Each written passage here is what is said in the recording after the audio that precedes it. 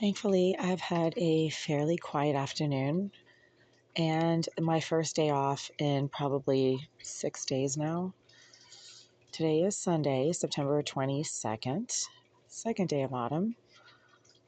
Um, and it is kind of cloudy, rainy, a bit cool outside, maybe 57, 58 degrees, which is quite a change from the 80 degrees that we had last week and over the last few days. This dark, colder, grayer weather started coming in right around September 20th, 21st, at the turn of the season, which is immediate timing, like just like perfect uh, precision arrival of this weather.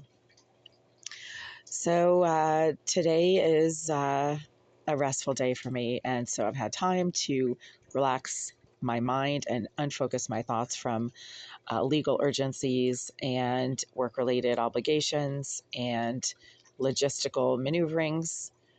And I can just, feel what's going on around me, which today has been very quiet, unusually quiet in this corner. It's like, what?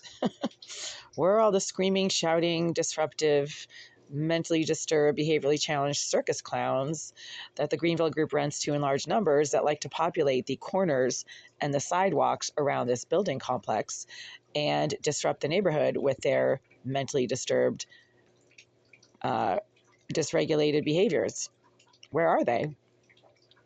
I haven't heard any helicopters. There haven't been any police cars driving by blasting their sirens. It's almost like there's a bomb scare and everyone is sheltering in place. I haven't heard any cars. The usual thugmobiles with their pounding, blasting music sitting outside my window, sometimes for a couple of hours at a time. They're gone. They're not here. Even in the building, things have been pretty quiet, aside from the severely mentally disturbed, hate-stalking BLM asswipe directly below me in 76, making slamming and pounding noises because that piece of shit just never stops, and they're completely mentally disturbed and dysregulated in all aspects of their existence. They've been making slamming and pounding noises throughout the afternoon directly below my unit, specifically when I went over to my sink to try to wash my hands after using the bathroom. This piece of shit gets really agitated when I do stuff like that. And he seems to have knowledge of everything that I do in this unit, because on the multiple occasions he came up to my door slamming and banging things against it, trying to break it down with rods and sticks.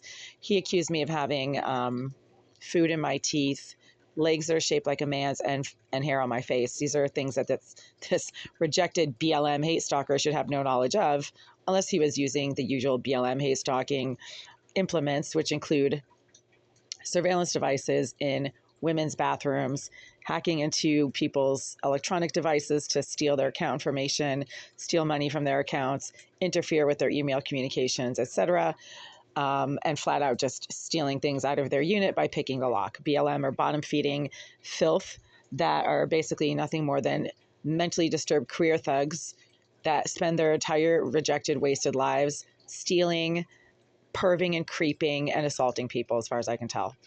That has been my direct experience for 10 years while living in this building complex, which unfortunately the proprietor, the Greenville Group, has basically handed over to BLM and to the large numbers of BLM asswipes that they're renting to in this building complex, who then literally try to eliminate in whatever way they can any tenant that doesn't agree with their Marxist, communist, anti-female, perving, creeping, hate-stalking agenda.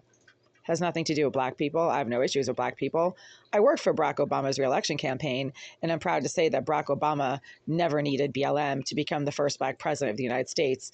In fact, BLM makes people like Barack Obama look even more magnificent, because BLM themselves are so psychotic, hideously ugly, and dysfunctional that guys like Barack Obama just look like a completely different species from the BLM asswipes that claim to help Black people but really have nothing to do with anything Black. They're just perving and creeping, ghetto trash, asswipe thugs who hate stalk women who don't want to sleep with them. That has also been my direct personal experience for 10 years. One of the things that BLM does not do is worship God. In fact, they're very anti-God. I mean, God the creator. I'm not talking about like some fake God or Satan. I've been close to God my entire life. I am a Christian. I've always been a Christian. even when I had some serious doubts and God was not really answering my prayers and took away my greatest dream in life, which was to actually physically finish my PhD program. That was my greatest dream. It really was. And without a PhD, I felt like my life meant nothing. I still left with an advanced Master of Arts, which is basically a PhD ABD. And a PhD ABD is actually on my resume in clinical developmental psychology, but it's not the doctorate degree officially. But I was still close to God, and God sometimes sends me things without me having to ask for them. And over the last few hours, I have become extremely aware that God is sending me something that I've been probably very badly needing for years and have been, silently praying for, but never officially prayed for. And that is another being just like myself. Unfortunately, I am still single because all these soulmates that cross my path are lesser beings. They are weak. They are not that close to God, or not as close to God as I am. And they are often easily swayed by material and social pressures. That is sad for them, but it really has nothing to do with me, because ultimately that is their decision and that's on them. At this point, God is sending me another me, and that is unbreakable. That's unbreakable. You cannot break me because I am me, and he's sending me another me. These other soulmates that I've been mentioning here and there in videos over the last couple years are not me. They are soulmates, but a soulmate is not you. They are close to you. You have a soul connection with them, a divine connection, and that manifests itself in many ways so that you know that you're dealing with a divine connection. It's not some perving, creeping Tinder hookup. It is a connection that is ordained by the divine and that literally shows up from the top down. But it is not you. This being that is being suddenly showing up on the scene is starting from the top down, and that being is me in another form. I mean, I'm not saying that me myself is going to show up. So I'm just going to say, welcome, me. And you know who you are. You know who you are because I know that you know about this channel. I know that you know what's been going on in this building complex. You're familiar with how real estate works and operates. You yourself are a real estate person, to put it mildly. You are such a magnificent being, much like other superstars. You're just in a different stratosphere, and everyone else exists in your orbit.